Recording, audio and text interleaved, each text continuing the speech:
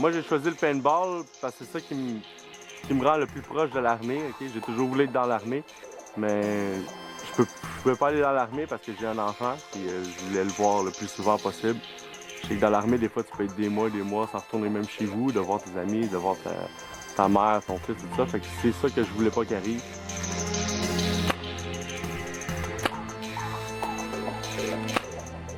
Avec mon fils, c'est sûr que je vais jouer au paintball. C'est sûr que la première chose que je dois faire, parce qu'au paintball, tu peux pas commencer avant l'âge de 10 ans. À l'âge de 10 ans, c'est sûr que j'ai l'équipe, je mets un gun dans les mains, puis je le fais me suivre, je lui montre tout ce que je veux. Puis de toute façon, il est déjà ancré là-dedans, parce qu'à toutes les fois que je m'habille pour aller travailler le matin, ah papa, tu t'en vas jouer au paintball, je peux-tu venir avec toi, puis ça, je dis pas tout de suite, Miguel, dans 4 ans, ça sera pas long. Éventuellement, tu vas venir jouer avec moi, puis on va s'amuser.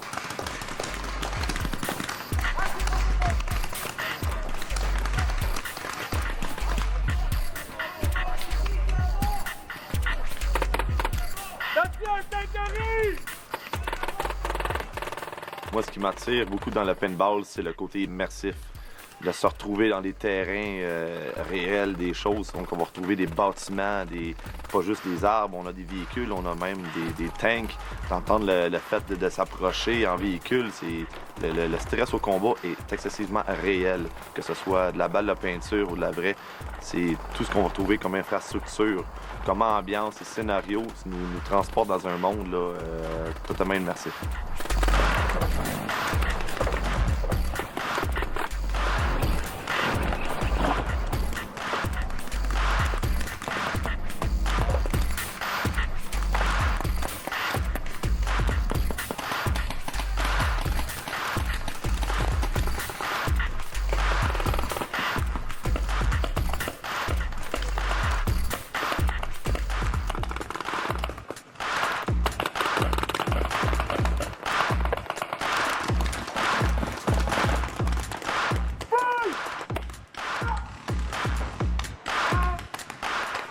Selon moi, aux États-Unis, l'armée se sert du paintball pour recruter des paintballers récemment. Hein, ça fait 2-3 ans qu'ils font ça dans le milieu de la compétition, dans ce qu'on appelle le trade show. Ils y font un stand.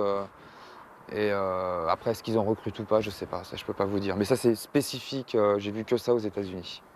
Au paintball, ici, je connais des personnes qui sont dans l'armée qui viennent jouer au paintball.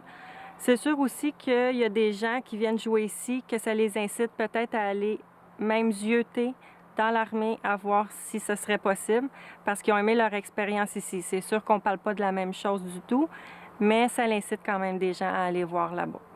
Alors, on ne serait pas surpris de s'apercevoir que les jeux de guerre, pour reproduire la guerre 39-45, disons, ce serait moins populaire en Europe.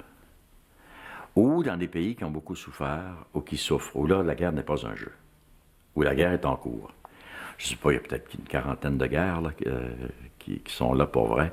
Bien là, tu peux développer une aversion des uniformes, aversion des armes, aversion de la violence, aversion de tout ce que ça peut représenter. C'est très possible.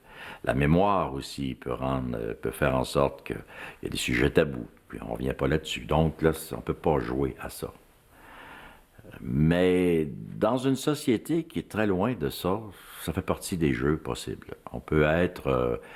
oh oui, c'est vraiment l'idée des cowboys et des Indiens. Tu peux penser que tu es un Indien, tu peux penser que tu es un cowboy. Mais tu n'es pas un cowboy, tu n'es pas un Indien, mais tu n'es d'autant pas un cowboy que tu vas t'habiller en cowboy. Puis le jeu va être de plus en plus intense, plus tu es éloigné de la réalité. Voilà. En Allemagne, ça a été interdit jusqu'à une dizaine d'années le paintball. C'était... on joue pas la guerre, quoi. On peut comprendre pourquoi. En Angleterre, ça posait aucun problème. Pays anglo-saxon, le camouflage, les tranchées, ça n'a jamais dérangé le grand public. D'ailleurs, ça a été le pays où ça a toujours joué le plus, qui s'est le plus vite développé. C'est le pays en Angleterre où il y a le plus de sites de paintball en Europe. En France, ça a été très mal vu pour l'image paramilitaire, parce que nous, on a eu la guerre, ça nous est pas rien. Tant que tu n'avais pas essayé, tu avais un avis, tu disais ça c'est un truc de militaire, c'est pas marrant, c'est pas du loisir, c'est un truc pour faire la guerre. Donc c'est pour ça que, d'ailleurs c'est des Français, pour pas être chauvin, qui ont inventé les obstacles gonflables. Et c'est eux qui ont commencé à jouer, même dans les bois, puis en camouflage, pour l'image. Il y a eu des histoires, des fois des gens pensaient que c'était des terroristes, ils appelaient la police. Dernièrement en Europe, en Allemagne, le paintball a failli être interdit parce qu'il y a eu une tragédie dans une école. Il y a un élève qui a pété les plombs en gros, qui a tué 17 personnes avec une arme automatique. On a su que cette personne-là jouait, pratiquait du paintball. Et donc ça a été une espèce de bouc émissaire, le paintball. Tout le monde s'est dit qu'il faut arrêter ça. Et après on s'est rendu compte que pas du tout, ça n'a rien à voir. C'est comme si vous vous battez dans la rue et qu'on apprend que cette personne-là faisait de la boxe, on ne va pas interdire la boxe, quoi. Donc ça s'est très très vite calmé. Il y a eu aussi un gros effet médiatique. Mais bon, il faut savoir qu'en Allemagne, ça a toujours été un peu litigieux le paintball. Aujourd'hui, les pays récemment qui sont mis à jouer au paintball et qui se développent le plus, je pense que c'est en Asie, en Malaisie, à Taïwan, je sais que ça joue, en Iran, ça joue aussi. Il y a eu un tournoi à Dubaï, je sais qu'il va y avoir des terrains de paintball qui devraient se construire, mais c'est plus, je pense, l'Asie.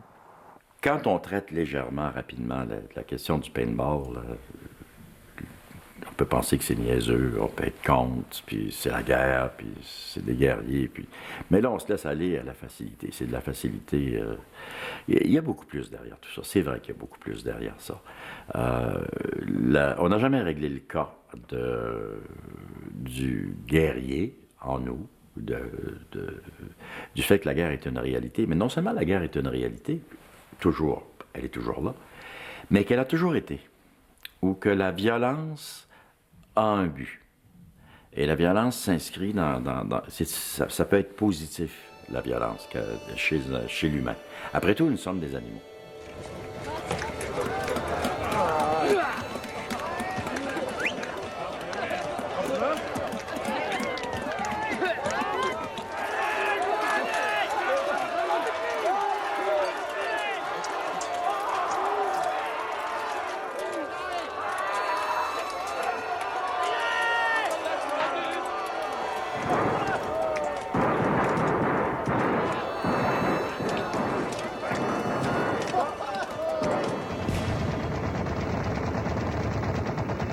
Et l'humain a en mémoire archétypale une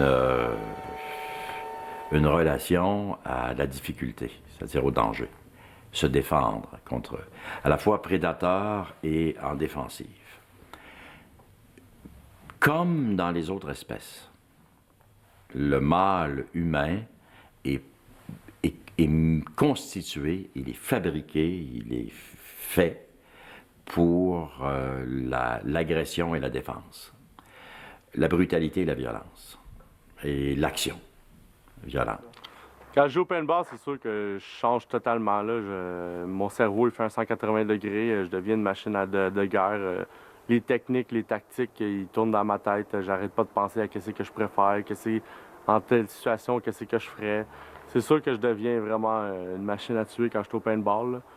Ça serait sûrement la même histoire si j'aurais rentré dans l'armée, mais c'est pas ça que je veux faire. Puis c'est juste un moyen de me défouler, puis de changer de personnage, de changer de peau, devenir quelqu'un d'autre.